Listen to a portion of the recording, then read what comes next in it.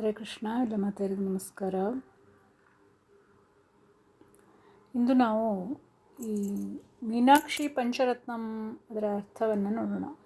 ಇದು ಪಂಚರತ್ನಂ ಅಂದರೆ 5 ಶ್ಲೋಕ ಇರೋದು. ಹಾಗೆ 5 ಶ್ಲೋಕದ ಸುಲಭ ಇದೆ. ಅದನ್ನು ಕಲ್ತ್ಕೊಂಡು ಪ್ರತಿ ಶುಕ್ರವಾರ ಅಥವಾ ದಿವಸನೂ ಆ ತಾಯಿಯ ಮುಂದೆ ಹೇಳ್ಬೋದು. ಅಷ್ಟು ಚಂದ ಇದೆ ಅದು. ಶ್ಲೋಕ ಹೇಳಿ ಅರ್ಥ ಹೇಳ್ತಾ ಹೋಗ್ತೇನೆ. ಉದ್ಯದ್ಭಾನುಸಹಸ್ರಕೋಟಿಸದೃಶಾಂ ಕೇಯೂರಹಾರೋಜ್ವಲಾಂ ಬಿಂಬೋಷ್ಠೀಂ ಸ್ಮಿತದಂತಪಂಕ್ತಿರುಚಿರಾಂ ಪೀತಾಂಬರಾಲಂಕೃತಾಂ ವಿಷ್ಣುಬ್ರಹ್ಮಸುರೇಂದ್ರಸೇವಿತಪದಾಂ ತತ್ವಸ್ವರೂಪಾಂ ಶಿವಾಂ ಮೀನಾಕ್ಷೀಂ ಪ್ರಣತೋಸ್ಮಿ ಸಂತತಮಹಂ ಕಾರುಣ್ಯವಾರಾಂ ನಿಧಿಂ. ಮೀನಾಕ್ಷೀಂ ಪ್ರಣತೋಸ್ಮಿ ಸಂತತಮಹಂ ಕಾರುಣ್ಯವಾರಾಂ ನಿಧಿಂ. ಉದ್ಯದ್ಭಾನು ಸಹಸ್ರಕೋಟಿ ಸದೃಶಾಂ ಅಂದರೆ ಉದಯಿಸುತ್ತಿರುವಂತಹ ಸಾವಿರ ಕೋಟಿ ಸೂರ್ಯರಿಗೆ ಸಮವಾದ ಪ್ರಭೆಯುಳ್ಳವಳು ಆಕೆ. ಅಷ್ಟು ತೇಜಸ್ಸನ್ನು ಕಾಂತಿಯನ್ನು ಹೊಂದಿದಾಳೆ ಅಂತ. ಕೇಯೂರ ಹಾರ ಉಜ್ವಲಾಂ ಉಜ್ವಲವಾದ ಭುಜದ ಆಭರಣವನ್ನು ಮತ್ತು ಹಾರಗಳಿರುವವಳು ಆಕೆ ಅಂತ. ಹಾಗೆ ಫಳಫಳನೆ ಹೊಳೆಯುತ್ತಿರುವಂತಹ ಭುಜದ ಆಭರಣ ಮತ್ತು ರತ್ನಹಾರಗಳನ್ನು ಹಾಕ್ಕೊಂಡು ಶೋಭಿಸ್ತಾ ಇದ್ದಾಳೆ ಆಕೆ ಅಂತ. ಹಾಗೆ ಬಿಂಬೋಷ್ಠೀಂ ಸ್ಮಿತ ದಂತಪಂಕ್ತಿ ರುಚಿರಾಂ. ಬಿಂಬ ಓಷ್ಠೀಂ ಅಂದರೆ ತೊಂಡೆಹಣ್ಣಿನಂತೆ ತುಟ್ಟಿರುವವಳು. ಸ್ಮಿತ ದಂತಪಂಕ್ತಿ ರುಚಿರಾಂ ಲಕನಕನೆ ಆಕೆಯ ತುಂಬ ಹೊಳೆಯುತ್ತಾ ಇದೆಯಂತೆ ದಂತಪಂಕ್ತಿ. ಅಷ್ಟು ಶುಭ್ರವಾಗಿ ಆ ಹಲ್ಲಿನ ಸಾಲುಗಳಿಂದ ಕೂಡಿ ಹಸನ್ಮುಖಿಯಾಗಿರುವವಳು ಆಕೆ ಅಂತ. ಹಾಗೆ ಪೀತಾಂಬರಾಲಂಕೃತಾಂ ಪೀತಾಂಬರವನ್ನು ಧರಿಸಿರುವವಳು. ಶುಭ್ರವಾದ ಹಲ್ಲಿನ ಸಾಲುಗಳಿಂದ ಕೂಡಿ ಹಸನ್ಮುಖಿಯಾಗಿರುವವಳು. ಹಾಗೆ ರೇಷ್ಮೆ ಸೀರೆಯನ್ನು ಧರಿಸಿರುವವಳು ಆಕೆ. ವಿಷ್ಣು ಬ್ರಹ್ಮ ಸುರೇಂದ್ರ ಸೇವಿತ ಪದಾಂ. ವಿಷ್ಣು ಬ್ರಹ್ಮ ಮತ್ತು ಸುರರಿಗೆ ಇಂದ್ರ, ಅವನು ಇಂದ್ರ ಸುರೇಂದ್ರ, ದೇವತೆಗಳಿಗೆ ರಾಜ, ದೇವತೆಗಳ ರಾಜ ಇಂದ್ರ. ದೇವೇಂದ್ರನಿಂದ ಪೂಜಿತವಾದಂತಹ ಚರಣಗಳಿರುವಂತಹ ಆ ತತ್ವಸ್ವರೂಪಾಂ ಅಂತಹ ಪರಬ್ರಹ್ಮಸ್ವರೂಪಳು ಆಕೆ. ಶಿವಾಂ ಮಂಗಳ ಸ್ವರೂಪಳು ಆಕೆ. ಕಾರುಣ್ಯವಾರಾಂ ನಿಧಿಂ ಕರುಣಾಸಾಗರಳು ಅಂತ ಆದಂತಹ ಮೀನಾಕ್ಷೀಂ ಪ್ರಣತೋಸ್ಮಿ ಸಂತತಮಹಂ. ಮೀನಾಕ್ಷಿ ಅಂದರೆ ಮೀನಿನಂತೆ ಅಕ್ಷಿ, ಕಣ್ಣನ್ನು ಹೊಂದಿರುವವಳು, ಕಣ್ಣಿನ ಆಕೃತಿಯ ಇರುವವಳನ್ನು. ಅಹಂ ನಾನು ಸತತಂ ಯಾವಾಗಲೂ ಪ್ರಣತಃ ಅಸ್ಮಿ ನಮಿಸುತ್ತೇನೆ, ನಾನು ನಮಿಸ್ತೇನೆ, ಯಾವಾಗಲೂ ನಮಿಸ್ತೇನೆ ಅಂತ. ನಾನು ಸದಾ ನಮಿಸ್ತೇನೆ ಆ ಕರುಣಾನಿಧಿಯನ್ನು, ಅಪಾರ ಕರುಣೆಯನ್ನು ಹೊಂದಿರುವವಳನ್ನು, ಮೀನಿನ ಅಂತೆ ಕಣ್ಣುಗಳನ್ನು ಹೊಂದಿರುವವಳನ್ನು, ಮಂಗಳಮಯಳನ್ನು, ಪರಬ್ರಹ್ಮ ಸ್ವರೂಪಳನ್ನು, ದೇವೇಂದ್ರದಿಂದ ಪೂಜಿಸಲ್ಪಡುವಂತಹ ಪಾದಗಳನ್ನು ಹೊಂದಿರುವವಳನ್ನು ನಾನು ನಮಿಸ್ತೇನೆ, ಸದಾ ನಮಿಸ್ತೇನೆ ಎನ್ನುವ ಅರ್ಥ. 2ನೇ ಶ್ಲೋಕ. ಮುಕ್ತಾಹಾರಲಸತ್ಕಿರೀಟರುಚಿರಾಂ ಪೂರ್ಣೇಂದುವಕ್ತ್ರಪ್ರಭಾಂ ಶಿಂಜನ್ನೂಪುರಕಿಂಕಿಣೀಮಣಿಧರಾಂ ಪದ್ಮಪ್ರಭಾಭಾಸುರಾಂ ಸರ್ವಾಭೀಷ್ಟಫಲಪ್ರದಾಂ ಗಿರಿಸುತಾಂ ವಾಣೀರಮಾಸೇವಿತಾಂ. ಮೀನಾಕ್ಷೀಂ ಪ್ರಣತೋಸ್ಮಿ ಸಂತತಮಹಂ ಕಾರುಣ್ಯವಾರಾಂ ನಿಧಿಂ. ಮೀನಾಕ್ಷೀಂ ಪ್ರಣತೋಸ್ಮಿ ಸಂತತಮಹಂ ಕಾರುಣ್ಯವಾರಾಂ ನಿಧಿಂ. ಮುಕ್ತಾಹಾರ ಲಸತ್ ಕಿರೀಟ ರುಚಿರಾಂ ಹೊಳೆಯುತ್ತಿರುವಂತಹ ಮುತ್ತಿನ ಹಾರ ಮತ್ತು ಕಿರೀಟವನ್ನು ಧರಿಸಿರುವವಳು. ಪೂರ್ಣ ಇಂದುವಕ್ತ್ರ ಪ್ರಭಾಂ ಹುಣ್ಣಿಮೆಯ ಚಂದ್ರನಂತೆ ಮುಖ ಕಾಂತಿಯನ್ನು ಹೊಂದಿರುವವಳು, ಮುಖ ಕಾಂತಿ ಇರುವವಳು. ಶಿಂಜನ್ನೂಪುರ ಕಿಂಕಿಣಿ ಮಣಿಧರಾಂ ಜಣ ಜಣ ಅಂತ ಶಬ್ದ ಮಾಡುವ ಕಾಲ್ಗೆಜ್ಜೆಯನ್ನು ಧರಿಸಿದವಳು.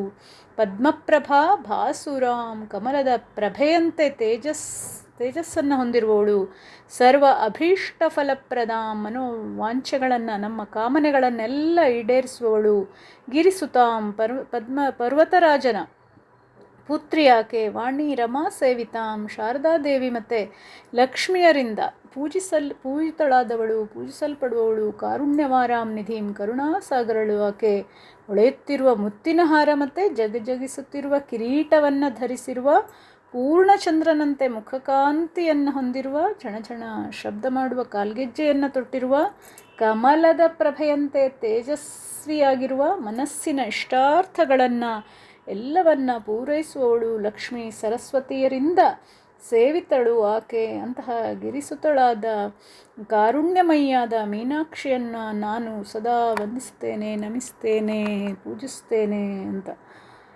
3ನೇ ಶ್ಲೋಕ. ಶ್ರೀವಿದ್ಯಾಂ ಶಿವವಾಮಭಾಗನಿಲಯಾಂ ಹ್ರೀಂಕಾರಮಂತ್ರೋಜ್ವಲಾಂ ಶ್ರೀಚಕ್ರಾಂಕಿತಬಿಂದುಮಧ್ಯವಸತಿಂ ಶ್ರೀಮತ್ಸಭಾನಾಯಿಕಾಂ ಶ್ರೀಮತ್ಷಣ್ಮುಖವಿಘ್ನರಾಜಜನನೀಂ ಶ್ರೀಮಜ್ಜಗನ್ಮೋಹಿನೀಂ ಮೀನಾಕ್ಷೀಂ ಪ್ರಣತೋಸ್ಮಿ ಸಂತತಮಹಂ ಕಾರುಣ್ಯವಾರಾಂ ನಿಧಿಂ. ಮೀನಾಕ್ಷೀಂ ಪ್ರಣತೋಸ್ಮಿ ಸಂತತಮಹಂ ಕಾರುಣ್ಯವಾರಾಂ ನಿಧಿಂ. ಶ್ರೀವಿದ್ಯಾಂ, ಶ್ರೀ ಅಂತಲೇ ಎಲ್ಲ ಒಂದು ಬಳಕೆ ತುಂಬ ಆಗಿದೆ. ಶ್ರೀ ಅಂದರೆ ಶುಭ ಅಂತನೂ, ಶ್ರೀ ಅಂದರೆ ಲಕ್ಷ್ಮಿ ಅಂತನೂ, ಶ್ರೀ ಅಂದರೆ ಮೂರು ಸ್ವರೂಪವೂ ಸೇರಿ ಶ್ರೀ ಅಂತ ಆಗುತ್ತೆ. ಹಾಗಾಗಿ ಶ್ರೀವಿದ್ಯಾಂ, ಶ್ರೀವಿದ್ಯಾ ಸ್ವರೂಪಳು, ಶಿವ ವಾಮಭಾಗ ನಿಲಯಾಂ, ಶಿವನ ಎಡತೊಡೆಯ ಮೇಲೆ ಕುಳಿತಿರುವವಳು, ಹ್ರೀಂಕಾರ ಮಂತ್ರ ಉಜ್ವಲಾಂ, ಹ್ರೀಂ ಎಂಬ ಮಂತ್ರದಿಂದ ಶೋಭಾಯಮಾನವಾಗಿರುವವಳು, ಶ್ರೀಚಕ್ರ ಅಂಕಿತ ಬಿಂದು ಮಧ್ಯವಸತಿಂ, ಶ್ರೀಚಕ್ರದ ಮಧ್ಯಭಾಗದ ಬಿಂದುವಿನಲ್ಲಿ ವಾಸಿಸುತ್ತಿರುವವಳು ಆದ ಶ್ರೀಮತ್ ಸಭಾನಾಯಿಕಾಂ, ಶ್ರೀಮತ್ ಸಭೆಯ ನಾಯಿಕೆಯು ಆಕೆ, ಶ್ರೀಮತ್ ಷಣ್ಮುಖ ವಿಘ್ನರಾಜ ಜನನೀಂ, ಶ್ರೀ ಸುಬ್ರಹ್ಮಣ್ಯ ಹಾಗೂ ಗಣಪತಿಯ ಜನನಿಯು ಆಕೆ, ಶ್ರೀಮತ್ ಜಗನ್ಮೋಹಿನೀಂ, ಶ್ರೀ ಜಗನ್ಮೋಹಿನಿಯು ಆಕೆ, ಕಾರುಣ್ಯವಾರಾಂ ನಿಧಿಂ. ಅಂತಹ ಆತ್ಮವಿದ್ಯಾ ಸ್ವರೂಪಳಾದಂತಹ ಶಿವನ ವಾಮಾಂಕದಲ್ಲಿ ಮಂಡಿಸಿರುವವಳು, ಹ್ರೀಂ ಎಂಬ ಶ್ರೇಷ್ಠ ಮಂತ್ರೋಚ್ಚಾರಣೆಗೆ ಒಲಿದು ಬರುವವಳು ಆಕೆ, ಶ್ರೀ ಚಕ್ರದ ಮಧ್ಯಬಿಂದುವಿನಲ್ಲಿ ಇರುವವಳು ಆಕೆ, ಶ್ರೀಮತ್ ಸಭೆಯ ನಾಯಿಕೆ ಆಕೆ, ನಾಯಕಿಯಾಗಿದ್ದಾಳೆ ಆಕೆ, ಶ್ರೀ ಸ್ಕಂದ ಹಾಗೂ ವಿಘ್ನೇಶ್ವರನ ಮಾತೆಯು ಆಕೆ, ತನ್ನ ಮಾಯಾಶಕ್ತಿಯಿಂದ ಜಗತ್ತು ಮೋಹಗೊಳ್ಳುವಂತೆ ಮಾಡುವವಳು, ಕರುಣಾ ಮಾತೆಯು ಆಕೆ ಆದಂತಹ ಶ್ರೀ ಮೀನಾಕ್ಷಿ ಮಾತೆಯನ್ನು ನಾನು ಸತತ ನಮಿಸ್ತೇನೆ, ಪೂಜಿಸ್ತೇನೆ, ಭಜಿಸ್ತೇನೆ ಅಂತ. ಶ್ರೀಮತ್ಸುಂದರನಾಯಿಕಾಂ ಭಯಹರಾಂ ಜ್ಞಾನಪ್ರದಾಂ ನಿರ್ಮಲಾಂ ಶ್ಯಾಮಾಭಾಂ ಕಮಲಾಸನಾರ್ಚಿತಪದಾಂ ನಾರಾಯಣಸ್ಯಾನುಜಾಂ ವೀಣಾ ವೇಣುಮೃದಂಗವಾದ್ಯರಸಿಕಾಂ ನಾನಾವಿಧಾಮಂಬಿಕಾಂ ಮೀನಾಕ್ಷೀಂ ಪ್ರಣತೋಸ್ಮಿ ಸಂತತಮಹಂ ಕಾರುಣ್ಯವಾರಾಂ ನಿಧಿಂ. ಮೀನಾಕ್ಷೀಂ ಪ್ರಣತೋಸ್ಮಿ ಸಂತತಮಹಂ ಕಾರುಣ್ಯವಾರಾಂ ನಿಧಿಂ. ಶ್ರೀಮತ್ ಸುಂದರ ನಾಯಿಕಾಂ, ಹಾಗೆ ಸೌಂದರ್ಯವತಿಯರಲ್ಲಿ ಅಗ್ರಗಣ್ಯಳು ಆಕೆ, ಮೊದಲು ಆಕೆಯೇ ಅಷ್ಟು ಸೌಂದರ್ಯವನ್ನು ಹೊಂದಿದ್ದಾಳೆ. ಭಯಹರಾಂ, ಆಕೆ ಸರ್ವವಿಧದ ಭಯವನ್ನು ಹೋಗಲಾಡಿಸ್ತಾಳೆ. ಜ್ಞಾನಪ್ರದಾಂ, ಸಕಲ ಜ್ಞಾನವನ್ನು ಕೊಡುವವಳು. ನಿರ್ಮಲಾಂ, ಪರಿಶುದ್ಧಳು ಆಕೆ. ಶ್ಯಾಮಾಭಾಂ, ಕೃಷ್ಣವರ್ಣದಿಂದ, ಅಲ್ಲಿ ಕಾಣ್ತಾ ಇದೆ ನೋಡಿ, ಕೃಷ್ಣವರ್ಣದಿಂದ ಶೋಭಿಸ್ತಾ ಇರುವವಳು. ಕಮಲಾಸನ ಅರ್ಚಿತ ಪದಾಂ, ಕಮಲದಲ್ಲಿ ಕುಳಿತುಕೊಳ್ಳುವ ಬ್ರಹ್ಮನಿಂದ ಅರ್ಚಿತಳು ಆಕೆ. ನಾರಾಯಣಸ್ಯ ಅನುಜಾಂ, ವಿಷ್ಣುವಿನ ಸೋದರಿಯು ಆಕೆ. ವೀಣಾ ವೇಣು ಮೃದಂಗವಾದ್ಯ ರಸಿಕಾಂ, ವೀಣೆ, ಕೊಳಲು, ಮೃದಂಗ ಮುಂತಾದ ನಾನಾ ವಾದ್ಯಗಳಲ್ಲಿ ಆಸಕ್ತಳು ಆಕೆ. ನಾನಾ ವಿಧಾಂ ಅಂಬಿಕಾಂ, ನಾನಾ ವಿಧದ ರೂಪವನ್ನು ಧರಿಸುವ ಅಂಬಿಕಾಂ ಮಾತೆಯನ್ನು, ಕಾರುಣ್ಯವಾರಾಂ ನಿಧಿಯನ್ನು, ಕರುಣಾಸಾಗರಳನ್ನು, ತನ್ನನ್ನು ಆಶ್ರಯಿಸಿದವರಿಗೆ ಆಕೆಯನ್ನು ಆಶ್ರಯಿಸಿದವರಿಗೆ ಬ್ರಹ್ಮಜ್ಞಾನವನ್ನು ಕೊಡ್ತಾಳೆ, ಪರಬ್ರಹ್ಮ ತತ್ವವನ್ನು ಅರಿಯುವಂತೆ ಮಾಡ್ತಾಳೆ. ಅದೇ ವಿದ್ಯೆ. ಹಾಗಾಗಿ ಆ ವಿದ್ಯೆಯನ್ನು, ಆ ಜ್ಞಾನವನ್ನು, ಬ್ರಹ್ಮಜ್ಞಾನವನ್ನು ಕೊಡುವ ಮೂಲಕ ಅವರ ಅಜ್ಞಾನವನ್ನು ಹೋಗಲಾಡಿಸಿ ಸರ್ವ ವಿಧದ ಭಯವನ್ನು ನಿವಾರಿಸುವಳು. ಆ ಜ್ಞಾನ ಬಂತು ಅಂದರೆ ಯಾವ ಭಯವೂ ಇಲ್ಲ. ಹಾಗೆ ಶ್ರೇಷ್ಠ ರೂಪವತಿಯರಿಗೆ ನಾಯಿಕೆಯು, ಅಷ್ಟು ಸುಂದರಿಯು ಆಕೆ, ಪರಿಶುದ್ಧಳು. ಹಾಗಾಗಿ ತ್ರಿಪುರ ಸುಂದರಿ ಅಂತಲೇ ಕರೆಯೋದು ಆಕೆಯನ್ನು. ಪರಿಶುದ್ಧಳು ಆಕೆ, ಶ್ಯಾಮಲ ವರ್ಣದವಳು ಆಕೆ, ಬ್ರಹ್ಮನಿಂದ ಅರ್ಚಿಸಲ್ಪಡುವ ಚರಣಗಳಿರುವವಳು ಆಕೆ. ಹಾಗೆ ವಿಷ್ಣುವಿನ ಸೋದರಿಯು ಆಕೆ. ವೀಣೆ, ಕೊಳಲು, ಮೃದಂಗ ಮೊದಲಾದ ನಾನಾ ವಿಧವಾದ ವಾದ್ಯ ಸಂಗೀತದಲ್ಲಿ ರಮಿಸುವವಳು ಆಕೆ. ಲಲಿತೆ ಆಕೆ, ಭವಾನಿ ಆಕೆ, ವಾಗ್ದೇವಿ ಆಕೆ ಮೊದಲಾದ ನಾನಾ ವಿಧದ ರೂಪವನ್ನು ಧರಿಸುವವಳು. ಜಗನ್ಮಾತೆಯು, ಕರುಣಾಸಾಗರೆಯು, ಕರುಣಾನ್ವಿತಳು ಆದ ಮೀನಾಕ್ಷಿಯನ್ನು ನಾನು ಸದಾ ವಂದಿಸ್ತೇನೆ, ನಮಿಸ್ತೇನೆ ಎನ್ನುವ ಅರ್ಥ.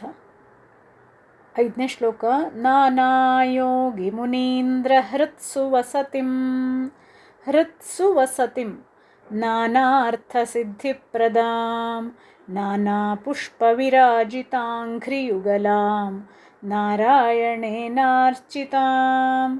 ನಾದಬ್ರಹ್ಮಮಯೀಂ ಪರಾತ್ಪರತರಾಂ ನಾನಾರ್ಥತತ್ವಾತ್ಮಿಕಾಂ ಮೀನಾಕ್ಷೀಂ ಪ್ರಣತೋಸ್ಮಿ ಸಂತತಮಹಂ ಕಾರುಣ್ಯವಾರಾಂ ನಿಧಿಂ. ಮೀನಾಕ್ಷೀಂ ಪ್ರಣತೋಸ್ಮಿ ಸಂತತಮಹಂ ಕಾರುಣ್ಯವಾರಾಂ ನಿಧಿಂ. ನಾನಾ ಯೋಗಿ ಮುನೀಂದ್ರ ಹೃತ್ಸು ವಸತಿಂ.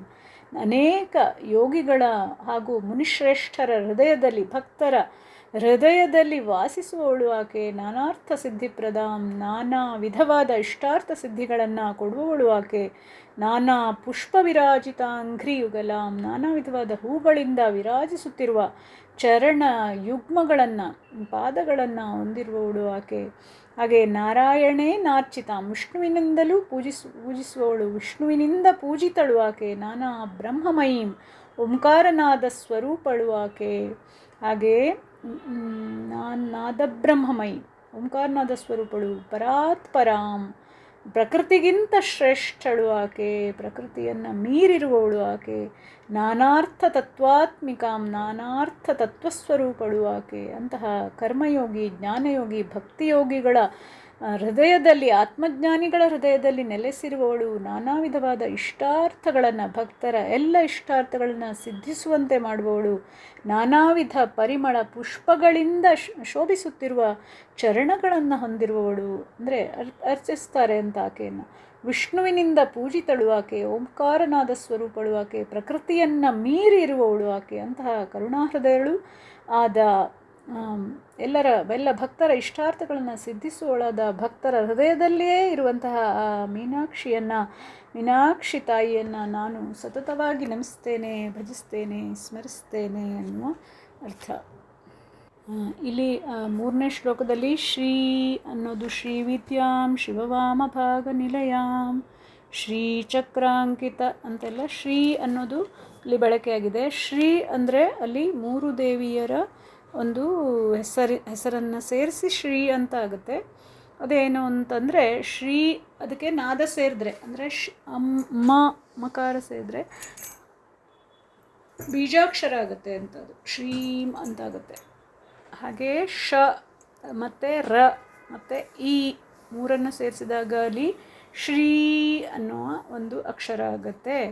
3ರಲ್ಲೂ ಸಹ ಆ ಮಾತೆ ಇದೆ. ಪ್ರತಿಯೊಂದು ಅಕ್ಷರದಲ್ಲೂ ಆ ಮಾತೆಯ, ಭಗವಂತನ ಒಂದು ಸಾನ್ನಿಧ್ಯ ಇದೆ. ಹಾಗೆಯೇ ಈ ಶ, ರ ಮತ್ತು ಈ. ಶ ಅಂದರೆ ಶಾರದಾ, ರ ಅಂದರೆ ರಮಾ, ಈ ಅಂದರೆ ಈಶ್ವರಿ. ಶಾರದಾ ಅಂದರೆ ಆಕೆ ಜ್ಞಾನವಾಚಿ, ಹಾಗೆ ರಮಾ ಅಂದರೆ ರಮಣನ ಪತ್ನಿ, ವಿಷ್ಣುವಿನ ಪತ್ನಿ, ಆನಂದ ಸ್ವರೂಪಳು ಆಕೆ. ಆನಂದವನ್ನು ನೀಡುವವಳು, ಸಂಪತ್ತನ್ನು ನೀಡುವವಳು ಅಂತ.